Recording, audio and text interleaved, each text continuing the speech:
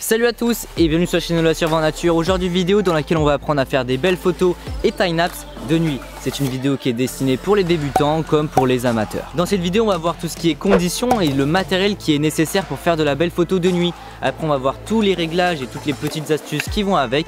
Pour terminer on va voir tout ce qui est retouche photo sur Luminar 4 et on va voir comment faire un time-lapse à partir de photos sur le logiciel Adobe Premiere Pro.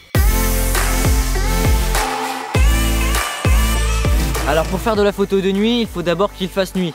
Non, plus sérieusement, il va falloir éviter tout ce qui est pollution lumineuse. Pour faire simple, la pollution lumineuse est la lumière dégagée par les villes. Tu as sûrement déjà vu les images satellites de notre planète de nuit et tu as pu voir qu'elle est toute jaune, toute brillante, tellement il y a de lumière. En France, il existe peu d'endroits où il n'y a vraiment aucune pollution lumineuse, même si bien sûr c'est pas non plus introuvable. Si on cherche bien sur des sites ou des applications, on va pouvoir trouver des cartes qui vont nous indiquer où c'est dégagé. Je ne l'ai pas précisé, mais le problème avec la pollution lumineuse, c'est qu'on va avoir des taches jaunâtres sur notre photo et ça c'est vraiment pas joli, même si bien sûr dans certains cas on peut s'en servir pour un côté artistique. Deuxième étape, il va falloir éviter la pleine lune parce que sinon notre photo va être toute blanche tellement il y a de lumière.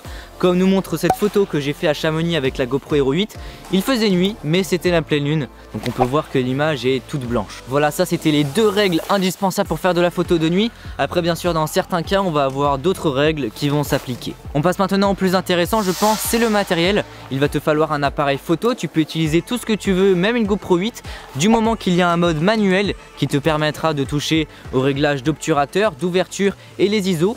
On appelle ça le triangle d'exposition. Deuxième accessoire indispensable, c'est le trépied. Encore une fois, tu peux utiliser tout ce que tu veux, mais c'est très important que ta caméra ne bouge pas d'un poil, parce que sinon, encore une fois, tu vas avoir des résultats un peu moches. Comme nous le démontre cette photo que j'ai photographiée à Chamonix, on peut voir que l'image est très belle, comme ça, vue sur un petit écran. Mais si on zoome dans l'image, on peut voir qu'il y a plein de petits défauts. En gros, la caméra a bougé. Ensuite, il va te falloir une télécommande externe. C'est pas ça, hein, ça c'est mon téléphone. Normalement sur les boîtiers modernes t'en as pas besoin puisque tout ce qui est time-lapse ça se fait directement dans l'appareil et tout ce qui est déclenchage à distance ça se fait avec l'application de ton boîtier. Pour terminer il va te falloir une torche, une lampe frontale de préférence avec une lumière rouge car elle ne perturbe pas ta vision nocturne. Tu sais maintenant à peu près tout sur le matériel et les conditions. On se retrouve donc ce soir pour photographier les étoiles. Bon il est actuellement 23 h, il fait nuit noire, on a un ciel juste magnifique. Justement, comme tu peux le voir, j'ai mis mon petit setup. Donc j'ai mis mon trépied Manfrotto pour que tout soit bien stable. Juste ici on a le Lumix FZ2000 qui va servir d'exemple dans cette vidéo puisque toutes les photos que tu vas voir dans cette vidéo c'est le Sony A7 II qui va les faire, sauf qu'il est en train de me filmer. Juste à côté j'ai ma GoPro Hero 8 qui pareil va servir d'exemple. Et puis pour voir tout ça, j'ai mon petit moniteur qui me permet de voir ce que font les appareils. Pour faire de la photo de nuit, il n'y a pas de secret, il faut connaître son boîtier, les limites de son boîtier, par exemple jusque où on va pouvoir monter en ISO sur son boîtier. Voilà, par exemple sur le Sony, on va avoir une grande montée en ISO, alors que sur le Lumix, vraiment, on va aller jusqu'à 3200 et puis après ça va commencer à bruiter. Ce qu'il faut savoir, c'est que plus son capteur va être petit, moins il y aura de lumière qui va rentrer dedans. Pour faire les bons réglages, il n'y a pas de secret, il faut se mettre en mode full manuel. Balance des blancs manuel, mise au point manuel, etc. Le premier réglage sera donc l'ouverture. Pour faire simple, dans ton objectif, tu as un petit diaphragme qui s'ouvre et qui se ferme. Quand tu as un capteur qui est plutôt petit comme le mien, c'est du micro 4/3, il va falloir plus ouvrir le diaphragme au maximum pour qu'il y ait un maximum de lumière qui rentre dans le capteur. Donc dans mon cas je vais le mettre à 2.8. Quand tu as un capteur qui est plus grand, tu vas pouvoir avoir plus de lumière qui rentre dans le capteur et donc pouvoir par exemple fermer plus ton diaphragme pour pouvoir s'amuser à avoir une distance de mise au point qui est beaucoup plus grande par exemple. Deuxième réglage, la vitesse d'obturation. Lorsque tu prends des photos de jour, ça se fait en centièmes de seconde, enfin bref c'est très rapide. Sauf que là de nuit ça va pas marcher, il n'y a pas assez de lumière. On va donc se mettre en seconde. La photo va prendre plusieurs secondes à se faire pour qu'il y ait un maximum d'informations qui rentrent dans le capteur. Encore une fois ça dépend de ton appareil. Là j'étais à 1/25e, c'est quand je faisais mes photos de jour. Et puis là je vais baisser cette valeur. Voilà, 6 secondes c'est très bien pour un premier test. En gros la photo va prendre 6 secondes à se faire. Et enfin pour terminer, dernier réglage, c'est les ISO. En gros c'est la sensibilité à la lumière de ton capteur. Plus cette valeur va être haute, plus ton capteur va être sensible à la lumière. On va se mettre à 3200, c'est très bien encore une fois pour un premier test. Je peux déjà commencer à apercevoir quelques petits détails, voilà c'est très faible, mais ça montre qu'on commence à avoir des bons réglages. Enfin pour terminer, dernier réglage avant de prendre la photo, c'est comme je te l'ai dit la mise au point. Il faut impérativement qu'elle soit en manuel, sinon ça va pas marcher. Par exemple là je suis en manuel parce que sinon la mise au point pomperait et puis bah ça serait totalement dégueulasse. Également si tu as la possibilité, je te conseille d'activer le focus picking. En gros c'est une aide à la mise au point. Lorsque tu vas avoir un objet qui va être net, elle va être symbolisée par des petits points lumineux. Et puis je vais commencer à faire ma mise au point. Hop là, c'est super. Donc là j'ai vu que ça commençait à scintiller, donc je pense que c'est bon. Et puis on va pouvoir faire un premier test. J'appuie sur le bouton de l'obturateur. Et voilà, on a une première photo qui est plutôt bien réussie. Franchement la photo elle est super belle, elle est légèrement surexposée. C'est pour cela que je vais baisser légèrement mes ISO. Et puis je pense qu'on aura un plutôt bon résultat. Donc là j'étais à 3200 ISO, je vais baisser à 1600 ISO et puis c'est parti. Une photo comme ça n'a pas non plus grand intérêt, c'est pas super joli, même si on peut trouver ça stylé. Et quand je zoome dans l'image, on peut voir que la mise au point est super bien réussie. Et ça c'est grâce au focus picking, puisque je voyais rien dans le viseur sauf les petits points qui m'indiquaient que c'était net. Grâce à la toute première photo que j'ai faite, ça m'a permis de corriger certaines erreurs. Et puis là la deuxième photo est plutôt bien réussie, pas non plus très artistique, mais voilà, elle est réussie en soi. Si tu as des problèmes de mise au point, que le focus picking ne marche pas ou qu'il est tout simplement pas disponible sur ton appareil, je te conseille de mettre ton focus à l'infini. Donc c'est à dire que tu fais tourner ta bague jusqu'à ce qu'elle soit à l'infini et puis tu vas faire une première photo pour voir ce que ça donne et puis à partir de là tu vas pouvoir ajuster un petit peu. Maintenant je vais diriger mon objectif vers la Voie lactée et puis c'est parti, je vais faire plein de petites photos de la Voie lactée, du ciel quoi.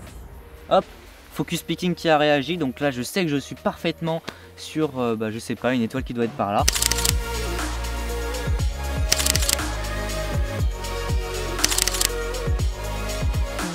Si tu as des petites vibrations dans ton image, ça signifie que ton appareil photo a bougé. Il va falloir donc que tu actives le retardateur de ton appareil photo. Alors sur les Lumix, généralement on a une petite bague qui est juste ici. J'ai juste à la tourner sur le mode. Et puis là c'est bon, le retardateur est activé. Ça va me permettre de faire comme un trigger. J'appuie sur mon bouton d'obturateur, puis là il va se passer en l'occurrence 10 secondes. Bon, je peux baisser un petit peu et puis après la photo va démarrer. Ce que je peux faire également c'est connecter mon boîtier avec mon téléphone, comme ça je vais pouvoir déclencher la photo à distance. Je pense que tu as maintenant tout compris en photo de nuit, du moins les bases. Maintenant on va passer au time-lapse de nuit. C'est une succession de photos qui sont prises à intervalles réguliers. Par la suite on va transformer ça en vidéo, généralement c'est directement fait dans le boîtier, ce qui va nous donner une vidéo en accéléré. La seule chose qui va changer c'est qu'on va programmer une prise de photo à intervalles. Alors sur les Lumix, moi j'ai un bouton directement programmé, donc j'ai juste à tourner et puis boum, ça passe en mode time-lapse. Je sais que sur les Sony, il faut installer une application qui va nous permettre de faire des time-lapse. Et voilà, c'est déjà terminé, tu sais maintenant faire un time-lapse. Enfin, on verra juste après comment assembler les photos si tu ne le fais pas directement dans le boîtier. Maintenant, parlons de côté un petit peu plus créatif dans les time-lapse. Ce qui est bien avec les time-lapse, c'est que c'est une vidéo. On peut faire bouger notre caméra un petit peu dans tous les sens. Enfin, faut pas faire n'importe quoi parce que sinon, comme je te l'ai dit, ça va être dérangeant. Mais on peut faire des mouvements de travelling. Et pour cela, on va se servir d'un slider par exemple. Moi, personnellement, au niveau du slider, je suis chez Edelkrone. Mon appareil est compatible avec le slider, ce qui me permet de le relier avec un câble. Et enfin, depuis l'application, je peux programmer un time-lapse, faire start. Le slider va bouger et va déclencher les photos directement sur le boîtier. Alors il n'existe pas que les sliders, il existe aussi par exemple des montures comme celle-ci. C'est essentiellement fait pour les appareils photo et ça va suivre le mouvement du ciel. Ça tout à l'heure c'était une petite monture pour les appareils photo, c'est normal, c'est le sujet de la vidéo. Mais après il existe des très grosses montures pour des gros télescopes comme ça. Et ça vraiment on entre dans du haut level pour faire des belles photos d'étoiles. Bon après c'est sûr qu'avec ce genre de matériel les possibilités et surtout la qualité des images va être juste extraordinaire. Par exemple avec les logiciels, ça c'est juste un tout petit truc, on va pouvoir traquer des étoiles sur toute une nuit ou même sur plusieurs mois pour pouvoir faire un gigantesque time-lapse après. On est maintenant sur le PC, on va commencer avec tout ce qui est retouche photo. Alors normalement on était censé faire ça sur le logiciel Luminar 4 qui est un logiciel payant, sauf que moi j'étais encore en période d'essai, sauf que ma licence a expiré, donc on va faire tout ce qui est retouche photo directement dans le logiciel de montage vidéo Premiere Pro. Bon alors là on est sur Premiere Pro, je vais passer en mode un écran parce que d'habitude je monte avec mes deux écrans. Et puis sinon tu vas pas tout voir ce que je fais. Voilà, là normalement tu vois tout ce que je fais. Donc c'est parti, je vais importer une première photo de nuit que j'ai fait avec le Sony A7S1. Voilà, là j'ai importé, je vais mettre à l'échelle. Pour ça je fais clic droit, ajuster la taille de l'image, et puis là c'est parti, c'est mis à l'échelle. Maintenant je vais passer dans l'onglet couleur qui va permettre de retoucher la photo. Voilà, donc là à droite j'ai tout un panneau qui s'est affiché, ce qui va me permettre de retoucher un petit peu la photo. Alors c'est quelque chose de très personnel, très artistique, tout ce qui est retouche photo. Par exemple dans la température de couleur, il y en a qui vont mettre la photo plus froid et il y en a qui vont mettre la photo plus chaude. Donc là moi personnellement j'aime bien avoir une photo plus bleu, froid, on appelle ça comme ça. Maintenant l'exposition, donc ça en fait il faut jouer sur les réglages et voir à quoi ça ressemble à chaque fois. On va l'augmenter très légèrement, voilà, comme ceci. Le contraste on augmente. Maintenant on a la saturation, donc ça pareil on peut augmenter un tout petit peu. Et voilà, donc ça c'est le résultat avant et ça c'est le résultat après. Maintenant je suis dans l'onglet courbe, j'ai sélectionné la courbe des bleus et je vais l'augmenter très légèrement pour que la photo soit un peu plus bleutée. Et puis là pareil, regardez ce que ça donne. Avant, après. Et puis voilà ce que ça donne.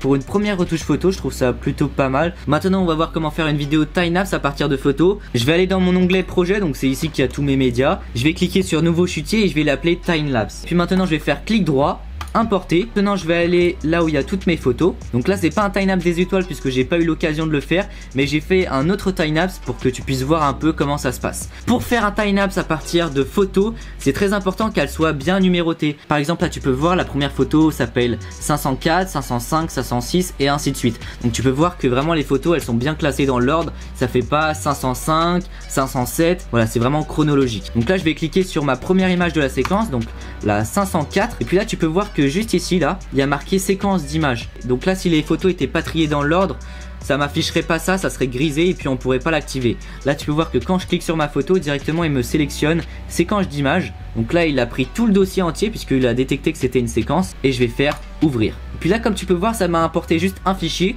En réalité c'est pas une photo, c'est une vidéo. Je vais la glisser dans ma timeline comme ceci. Là tu peux voir que ça marche très bien. Voilà ce que ça peut donner, t'as vu qu'il n'y a rien de compliqué, il suffit de suivre les étapes et puis tu y arriveras normalement sans problème. C'est maintenant la fin de la vidéo, il va bientôt faire nuit. Si t'as aimé cette vidéo, bah n'hésite pas à mettre un pouce bleu, à t'abonner si tu souhaites en voir plus, si t'as des questions ou tu souhaites ajouter des trucs, c'est dans les commentaires. N'hésite pas aussi à me dire ce que tu en penses de ce genre de format de vidéo aussi dans les commentaires. Et puis bah sur ce, on se retrouve pour une prochaine vidéo. Salut!